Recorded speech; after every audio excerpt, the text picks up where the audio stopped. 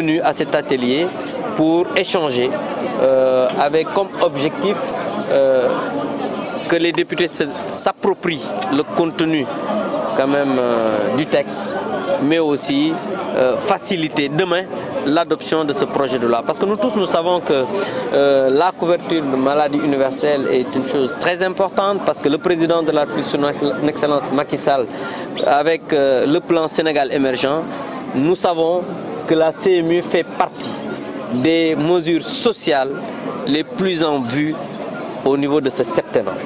C'est pourquoi l'Alliance a compris, pour accompagner davantage le président de la République, son Excellence Macky Sall, il faut légiférer sur la question.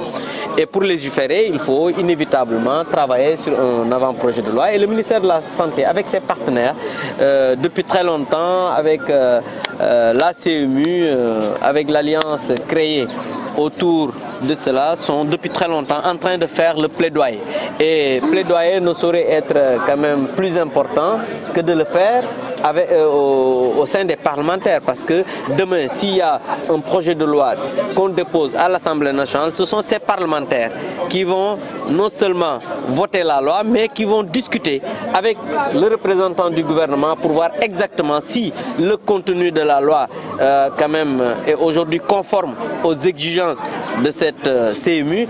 Est-ce que le contenu de la loi aussi est conforme aux exigences des populations? Et je pense que pour ça, il faudrait que ce plaidoyer puisse être exhaustif. Une mesure sociale importante. Donc nous, parlementaires, nous allons contribuer non seulement à parfaire la loi, mais aussi demain, inévitablement, cette loi ne peut pas ne pas passer à l'Assemblée nationale parce que c'est une loi qui a un impact quand même social très fort et les parlementaires ne pourront pas ne pas quand même voter même à l'unanimité, parce que vous avez vu ici que l'opposition est présente à cet atelier, les non-inscrits sont présents à cet atelier, la majorité elle est présente parce que cela concerne les populations et nous tous nous sommes là, nous représentons les populations, inévitablement on travaillera à ce que cette loi quand même puisse passer. C'est plus un processus de collaboration parce que nous sommes conscients aujourd'hui que l'administration à lui seul ne peut pas faire les lois.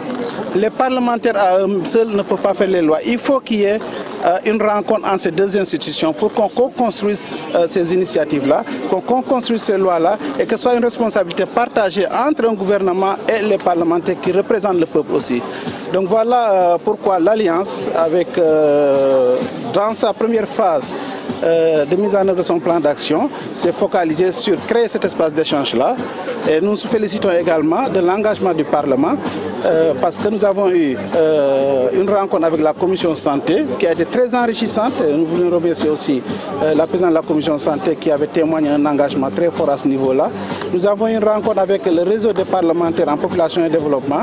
Et la coordinatrice de ce réseau-là également a mobilisé tous les parlementaires qui proviennent de différentes entités du secteur politique pour échanger sur cette activité-là. Aujourd'hui, nous nous retrouvons avec plus de 88 députés et c'est quelque chose qu'il faut louer.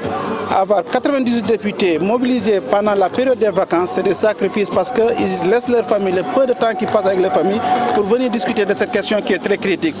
Et c'est là où, en tant qu'alliance aussi, toutes les organisations, nous devons aussi témoigner une reconnaissance vis-à-vis du président de l'Assemblée nationale qui a bien voulu aussi accompagner cette dynamique-là et mobiliser les députés et déléguer le vice-président Abdou Mbow pour venir également soutenir cette activité-là et être ici le porte-parole aussi de l'Assemblée pour organiser ces discussions.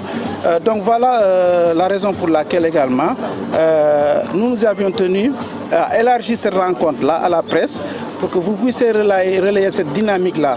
C'est une chance pour le Sénégal que tout le monde puisse se mettre ensemble pour essayer de construire. Aujourd'hui, il s'agit, en termes d'innovation, véritablement d'assurer que chaque Sénégalais, partout où il se trouve, va avoir droit à la santé. Parce que quand on l'institutionnalise en termes de loi, ça signifie simplement qu'au-delà du volontarisme, au-delà du volontariat, il faudrait prendre en compte chaque Sénégalais.